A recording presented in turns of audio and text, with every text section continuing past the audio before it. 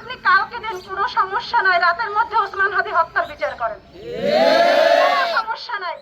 আপনি যেই রাষ্ট্রে ওসমান হাদির মাথায় গুলি লেগে দিনে দুপুরে আসামি পালিয়ে যায়, যেই রাষ্ট্র ওসমান হাদির অপরাধীদের ধরে ইচ্ছাকৃতভাবে, সেই সরকার থেকে আমরা কিভাবে আশা করতে পারি উনি ঈদের মতন একটা আনন্দঘন নির্বাচন দিবে? কিভাবে সম্ভব? নির্বাচন পরে আগে ওসমান হাদির হত্যার বিচার করেন, তারপরে নির্বাচন দেন, কোনো সমস্যা নাই। আমি ভেবেছিলাম অন্য কখনো যখন আবার প্রোগ্রাম হবে আসার আগে সেখানে করতেছিলাম, আর হয়ে উঠল না।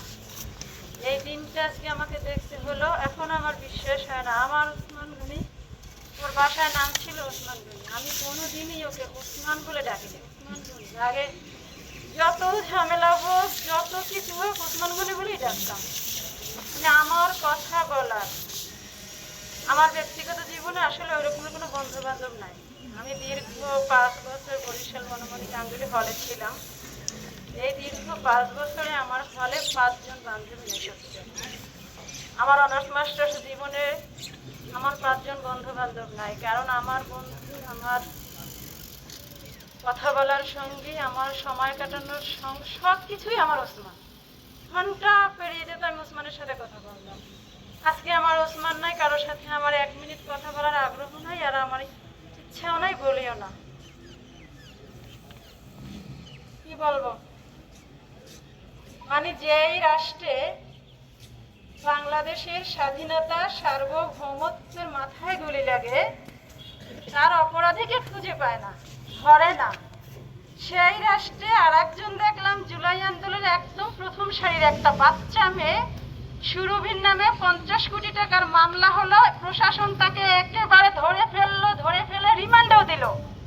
এই প্রশাসনই যে সুরভিকে ধরতে পারলো একটা ভিত্তিহীন মামলায়, সেই প্রশাসন কেন আমার ওসমান হাদির আসামিকে ধরে না? কেন ধরে না? এটা জাতির কাছে প্রশ্ন।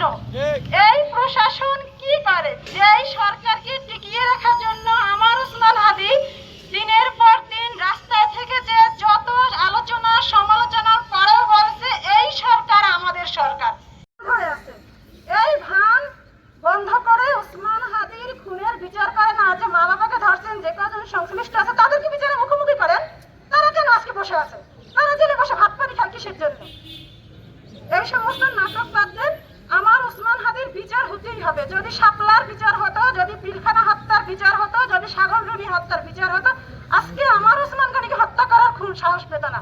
এই বিচারহীনতার রাষ্ট্রে আমার ওসমান হাদিকে দেখছেন শাপলার জন্য একটা গণকমিশন গঠন করার জন্য কত রকমের আন্দোলন মিছিল করতে হয় না? বিডিআর হত্যাকাণ্ডের জন্য কত চাপ দিয়ে রাষ্ট্রকে একটা কমিশন গঠন করাইছে। কেন বিচার হয় না?